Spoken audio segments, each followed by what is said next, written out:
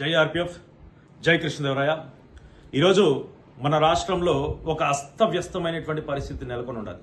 ఎక్కడంటే బలిజ, కాపు, తెలగ, ఒంటరి, దాని తర్వాత మిగిలినటువంటి రాజకీయ పార్టీలన్నింటిలో కూడా ఎందుకురా అంటే ఒకటే చర్చ. బలిజ, కాపు సంఘాలకు, సంఘం యొక్క నాయకులకు, జనసేన పార్టీ యొక్క అధినేత అయినటువంటి పవన్ కళ్యాణ్ గారికి మధ్య వచ్చేసి కొన్ని విభేదాలు వచ్చినాయి. ఇంటర్వ్యూలు జరుగుతున్నాయి. కొంతమంది బహిరంగంగా బయటకు వచ్చేసి ఇంటర్వ్యూలు ఇచ్చి విమర్శలు చేస్తున్నారు. అయితే ఇంకొంతమంది వచ్చేసి జనసేన పార్టీ నుంచి ఇతర పార్టీలకు వెళ్ళి ఆ పార్టీలో నుంచి అక్కడి నుంచి విమర్శలు చేస్తున్నారు. వీళ్ళందరికీ కూడా నేను ఈరోజు ఒక చిన్న కౌంటర్ ఇవ్వాలని చెప్పేసి మీ అందరికి వచ్చినాను. దయచేసి మీకు నచ్చితే ప్రతి ఒక్కరికి షేర్ చేయండి. ఫస్ట్ వీళ్ళందరికీ నేను ఒకటే విషయం చెప్తున్నాను.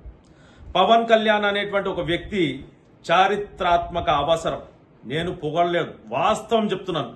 ఎందుకంటే ఈరోజు మనకు సంబంధించినటువంటి ఈ సామాజిక వర్గానికి సంబంధించినటువంటి ఒక వ్యక్తి ఒక ఉన్నతమైనటువంటి స్థానంలో కూర్చొని ఉంటాడు.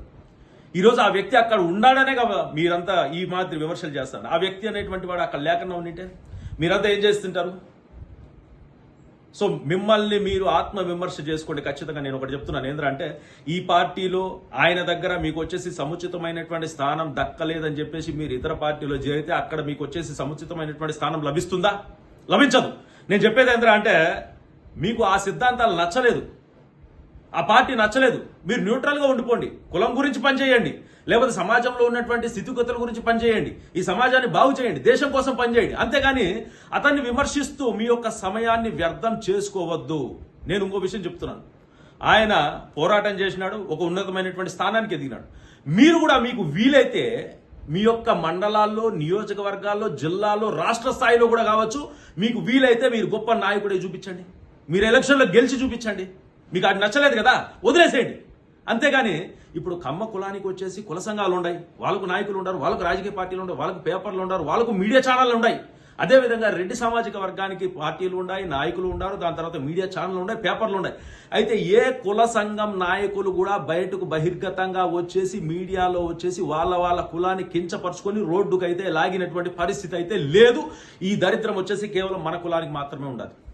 ఈరోజు నేను ఇంత ఆవేదనతో ఎందుకు చెప్తానంటే ఈరోజు మన కులం వచ్చేసి రోడ్డు పైన ఉన్నది.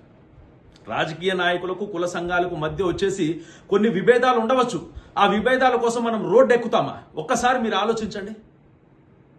మీకు వీలైతే ఈరోజు నేను కొన్ని విషయాలు చెప్తున్నాను. ఇక్కడ కందుకూరు ఘటన అనేది ఒకటి ఉండదు. ఆ కందుకూరు ఘటనలో వచ్చేసి ఈ కులానికి సంబంధించినటువంటి ఒక వ్యక్తిని చంపేస్తే ఎవరెక్క వెళ్ళినారు అక్కడికి? కుల సంఘమే కదా వెళ్ళింది, మనమే కదా పరిష్కరించుకునేది. దాని తర్వాత ఈ బలిజ కులాన్ని వచ్చేసి దొమ్మరి కులస్తులు తీసుకొని వచ్చి గిరి బలిజాన్ని పెట్టినారు. అప్పుడు కూడా ఎవరు పోరాటం చేసినారు? ఈ కులమే కదా పోరాటం చేసింది. మరి ఈ కులము పోరాటం ద్వారా ఎన్నో విషయాలు సాధించుకునేటప్పుడు మీరు కూడా ఎందుకు సాధించుకోరు? మీకు ఒక నాయకత్వం అనేది ఇష్టం లేకపోతే మీరు పోయి నాయకులు కాండి. నేనేమంటానంటే రెడ్డి సామాజిక వర్గానికి చెందినటువంటి వ్యక్తులు అనేక పార్టీలో ఉంటారు.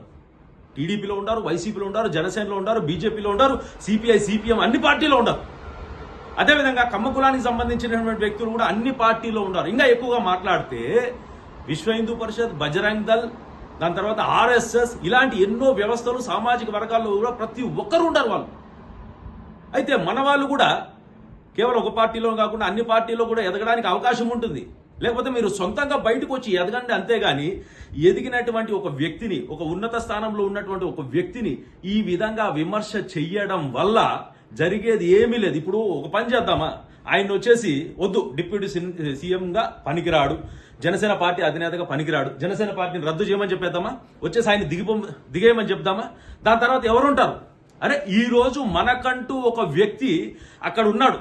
మనకి ఏది చేసినా చెయ్యకపోయినా కానీ ఈ సామాజిక వర్గానికి సంబంధించినటువంటి ఒక వ్యక్తి ఉన్నతమైనటువంటి స్థానంలో ఉన్నాడు, ఢిల్లీ స్థాయిలో ఉన్నాడు అనేటువంటి ఒక విషయాన్ని మీ మైండ్లో ఎందుకు వేసుకోరు మీరు? ఈరోజు మీ యొక్క వ్యక్తిగత ప్రయోజనాల కోసం, మీ యొక్క స్వప్రయోజనాల కోసం మీకు వచ్చేసి ఏదో లాభం చేకూరలేదని చెప్పేసి ఇంత ఆక్రోశంతో మీరు బయటకు వచ్చేసి కులాన్ని రచ్చరచ్చ చేసి రోడ్డు గీడ్చడం ఏమాత్రం భావ్యంగా లేదు. ఈరోజు మేము కూడా పోరాటం చేస్తున్నాం. మాకు కూడా ఎన్నో సమస్యలు ఉన్నాయి. శ్రీకృష్ణదేవరాయల యొక్క జయంతి ఇంతవరకు ప్రభుత్వం వచ్చేసి అధికారికంగా ప్రకటించలేదు. ఈ కాపు కార్పొరేషన్, బలిజ కార్పొరేషన్ వచ్చేసి ఎక్కడ ఏమి చేయలేదు. బలిజ కాపుల పైన దాడులు జరుగుతున్నాయి. వీటన్నిటి కూడా మేమే పరిష్కరించుకుంటున్నాం, సొంతంగా మేమే పోరాటం చేస్తున్నాం. అంతేగాని బయటకు వచ్చేసి మాకు నాయకుడు ఉన్నాడు, అతను చెయ్యలేదని చెప్పేసి ఈరోజు అతన్ని పైన పడితే జరిగేటువంటి పరిణామాలు ఎట్లుంటాయంటే మిగిలినటువంటి పార్టీల వాళ్ళు నోటితో వదిలేసి నవ్వుకుంటారు. మీరు చేస్తున్నటువంటి పని వల్ల అవతల పార్టీల వాళ్ళు, అవతల కులాల వాళ్ళు వచ్చేసి నవ్వుకుంటూ వాళ్ళు వేసినటువంటి ఉచ్చులో ఈరోజు కాపు, బలిజ, తెలగ, ఒంటరి కులాలన్నీ పడిపోయి కొట్టు మిట్టాడుతాండే ఎప్పటికి కూడా ఈ కులం అనేది రాజ్యాధికారం వైపు రాలేదు అన్నటువంటి ఒక భావన అయితే వాళ్ళలో వచ్చేసింది. మన యువతలో కూడా వచ్చేసి మీరేం చేస్తున్నారంటే ఒక కన్ఫ్యూజన్ క్రియేట్ చేస్తున్నారు. దయచేసి ఈ విమర్శలు మానండి. ఏ రెడ్డి సామాజిక వర్గాన్ని, రెడ్డి కుల సంఘాలు ఎప్పుడు కానీ విమర్శలేదు. ఏ కమ్మ సామాజిక వర్గాన్ని ఏ కమ్మ కుల సంఘాలు కూడా విమర్శించలేదు. మీడియాలోకి రాలేదు, వీడియోలోకి రాలేదు, పేపర్లో వేయలేదు. ఎన్నో సమస్యలు ఉన్నాయి వాళ్ళ మధ్యలో కూడా. కానీ ఎప్పుడు కానీ వాళ్ళైతే ఈ విధంగా బయటికి రాలేదు. మీరు కూడా దయచేసి ఈ విషయాన్ని ఇంతటితో ఆపాలని చెప్పేసి, మనకు సంబంధించినటువంటి ఒక వ్యక్తి ఉన్నత స్థానంలో ఉన్నాడు, అతను మనకి ఏం చేసినా చెయ్యకపోయినా ఈ సామాజిక వర్గానికి చెందినటువంటి వ్యక్తి ఒక గొప్ప స్థానంలో ఉన్నాడనేటువంటి విషయాన్ని గుర్తు పెట్టుకొని తక్షణమే ఈ యొక్క విమర్శలను, ప్రతి విమర్శలను అతని పైన, కాపు కులాలు ఒకరిపైన ఒకరి ఆపేయాలని చెప్పేసి తక్షణం మీకు కోరుకుంటూ, విన్నవించుకుంటూ హెచ్చరిస్తున్నాను. జై ఆర్పీఎఫ్, జై కృష్ణదేవరాయ.